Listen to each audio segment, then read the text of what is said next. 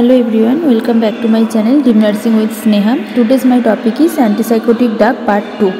আগের দিনের ভিডিওতে আমরা অ্যান্টিসাইকোটিক ড্রাগ কাকে বলে, তার ইন্ডিকেশন কী কী ক্ষেত্রে ইউজ করা হয় দেখেছিলাম। আজকে দেখব মেকানিজম অফ অ্যাকশন। এই দেখো, এটা আমাদের প্রি সাইন্যাপটিক নিউরন আর এটা আমাদের পোস্ট সাইন্যাপটিক নিউরন। এটা কি পোস্ট সাইন্যাপটিক নিউরন, এটা হচ্ছে presynaptic neuron. Presynaptic নিউরনে আমাদের ডোপামিনটা তৈরি হয়। কিভাবে তৈরি হচ্ছে? থাইরোসিন হচ্ছে থাইরোসিন হাইড্রোক্সিলেজ। এই থাইরোসিন হাইড্রোক্সিলেজ এনজাইমটার উপস্থিতিতে থাইরোসিন ডোপামিনে পরিণত হয়। তাহলে কি থাইরোসিন এই হাইড্রোক্সিলেজ এনজাইমটার উপস্থিতিতে ডোপা তৈরি করে। এই ডোপাটা কি করে? ডোবিউটামাইন তৈরি করে বা ডোপামিন তৈরি করে।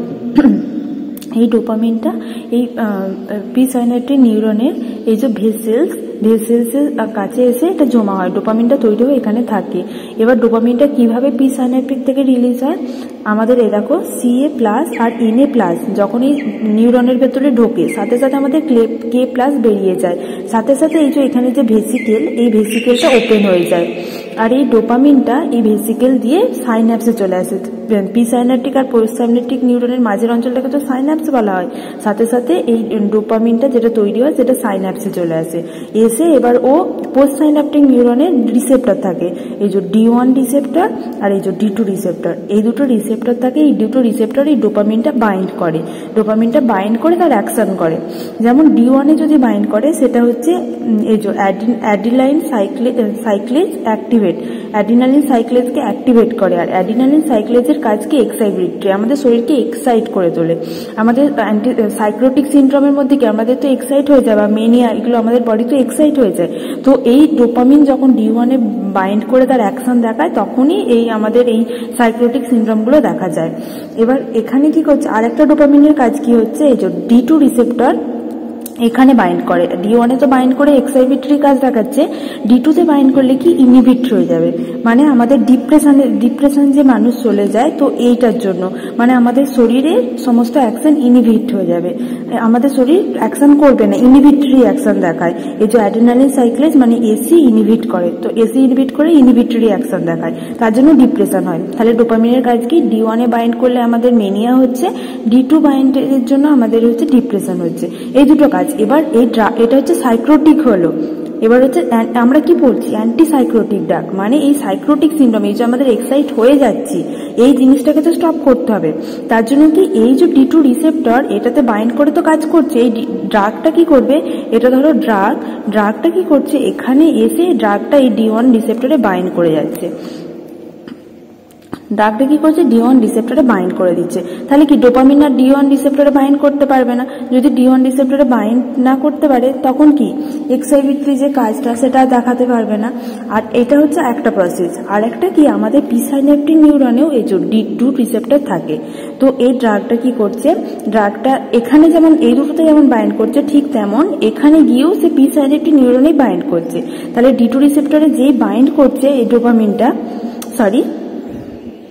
ড্রাগটা, তো D2 রিসেপ্টরে ড্রাগটা বাইন্ড করলে এর সাথে সাথে কি করছে? এই D2 রিসেপ্টর বাইন্ড করার পর এই যে এখানে যে এনজাইমটা আছে থাইরোসিন হাইড্রোক্সিলেজ, এই থাইরোসিন হাইড্রোক্সিলেজকে ব্লক করে দিচ্ছে। থাইরোসিন হাইড্রোক্সিলেজকে ব্লক করে দিলে কি থাইরোসিন থেকে ডোপা উৎপন্ন হবে না, ডোপা থেকে ডোবিউটামাইন বা ডোপামিন উৎপন্ন হবে না। ডোপামিন উৎপন্ন না হলে কাজ কি হবে? ডোপামিনই তো মেন কাজটা করছে, সাইক্লোটিক সিনড্রোমগুলো ঘটাচ্ছে, তো ওটাই।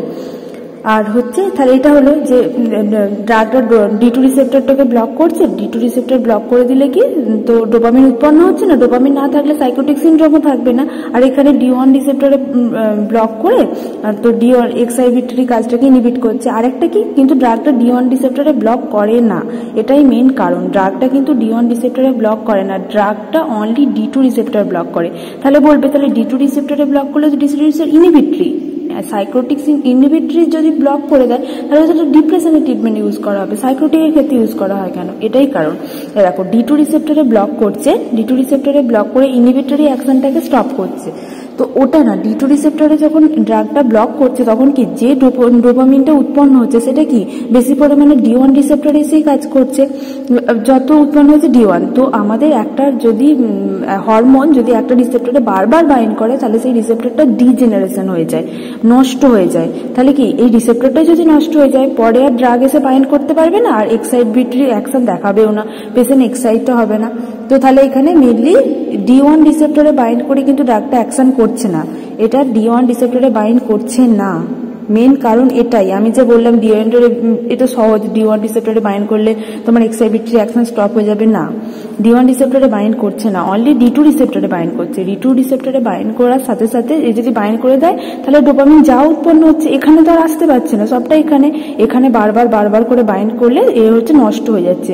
এ নষ্ট হয়ে যায় মানে কি, তাহলে আর কোনোভাবে বাইন্ড করতে পারবে না কখনো, তাহলে তোমার সাইক্লোটিক সিনড্রোম মানে আমরা যে এক্সাইট হয়ে যাচ্ছি এই জিনিসটা হবে না।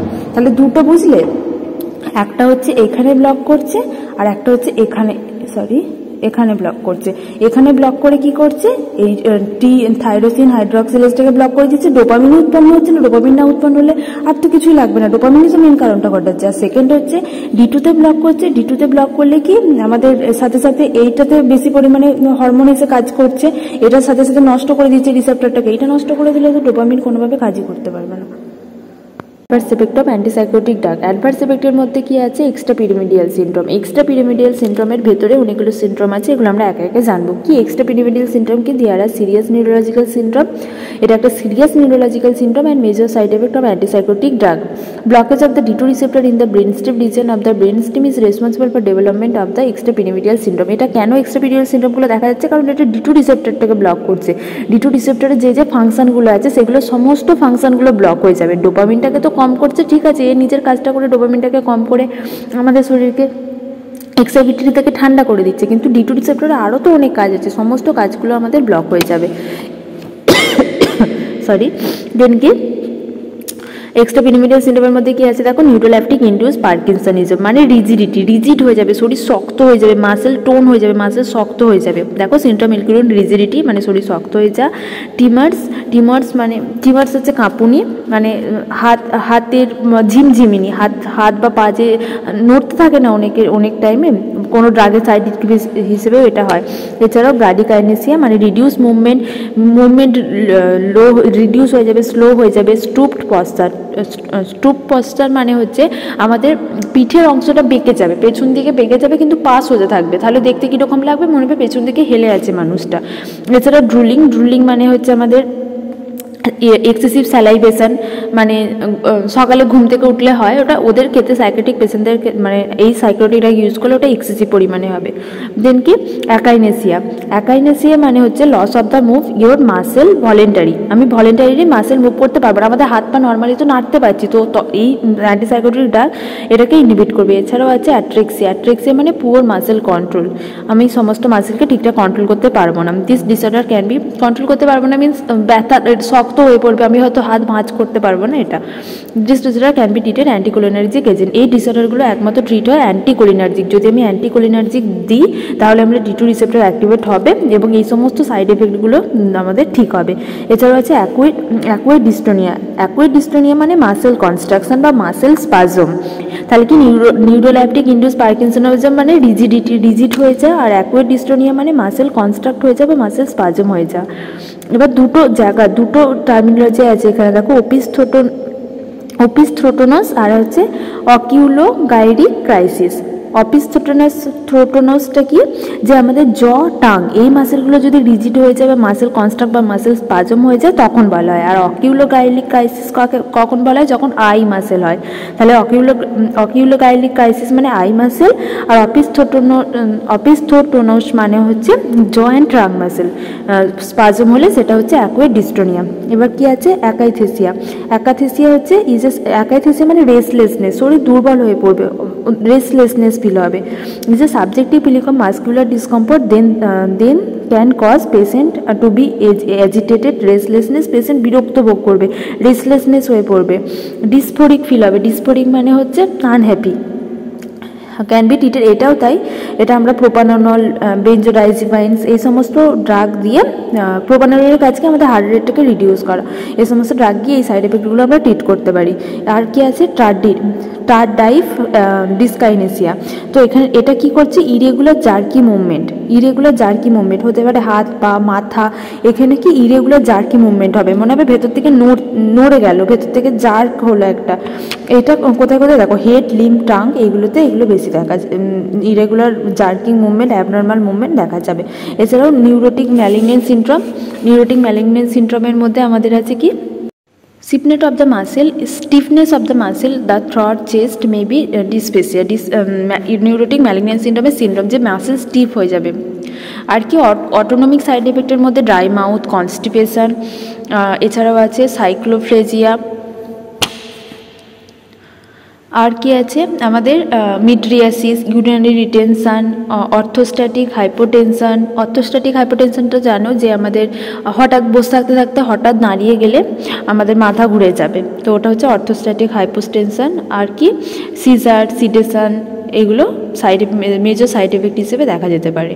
আর মিড্রিয়াসিস মানে হচ্ছে আমাদের ডাইলেশন অফ দ্য পিউপিল, আমাদের পিউপিল যখন ডাইলেটেড হয়ে যায়। আর তোমার সাইকোপ্লেজিয়া মানে হচ্ছে paralysis of the ciliary muscle of the eye, আমাদের আইয়ের যে সিলিয়ারি মাসেল আছে সেটা প্যারালাইসিস হয়ে যাবে। তাহলে কি সাইকোপ্লেজিয়া মানে paralysis of ciliary muscle of eye, mydriasis, এছাড়াও কি ডাই মাউথ, কনস্টিপেশন, এগুলো দেখা যায়। এবার আমরা এছাড়াও আমাদের আরও সাইড এফেক্ট যেমন cardiovascular disease, hypoglycaemia, diabetes, impair sexual performance, এগুলো দেখা যায়। এবার আমরা জানবো nursing responsibility patient receiving antipsychotic drug. একটা নার্সের কী responsibility while patient receiving antipsychotic drug, যখন পেশেন্ট অ্যান্টিসাইকোটিক ড্রাগ নিচ্ছে একটা নার্স হিসেবে আমাদের কর্তব্য কী, instruct the patient to take sips of water frequently to receive dryness of the mouth. Side effect হিসেবে আমাদের কী হচ্ছিলো, ড্রাইনেস অফ দ্য মাউথ, তাহলে আমাকে ফ্রিকোয়েন্টলি পেশেন্টকে জল দিতে হবে যাতে তার মাউথ ড্রাই না হয়ে যায়। এছাড়াও তার গ্লিসারিন লাগাতে হবে লিপস যাতে ড্রাই না হয়ে যায়।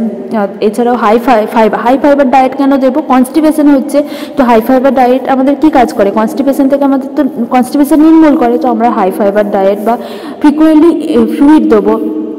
এছাড়াও ল্যাক্সেটিভ দিতে পারি যদি সিভিয়ার পর্যায়ে পৌঁছে যায়। ল্যাক্সেটিভ হচ্ছে আমাদের কনস্টিপেশন প্রিভেন্টের জন্য একটা মেডিসিন।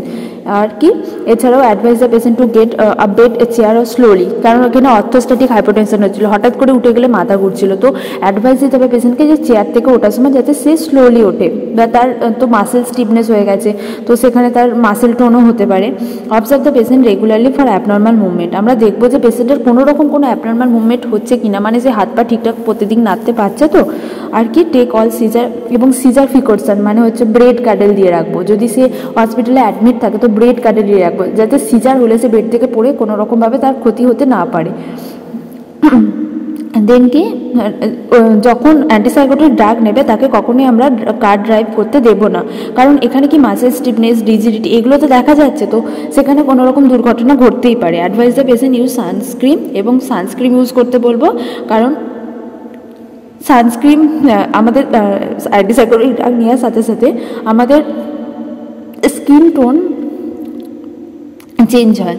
আর কি teach the important of the drug compliance, side effect of the drug, reporting is to severe, regular follow up, এগুলো আছে, রেগুলার ফলো আপ করতে বলবো কিছু টাইম অন্তর অন্তর, যে কোনো রকম সাইড এফেক্ট হচ্ছে কি না বা কোনো রকম কোনো অ্যাডভার্স এফেক্ট এসেছে কিনা অ্যান্টিসাইকোটিক ড্রাগের, এটা দেখার জন্য। আর কিছু সেসামি টার্মিনোলজি দিয়ে তোমরা সেগুলো নোটস করে নাও।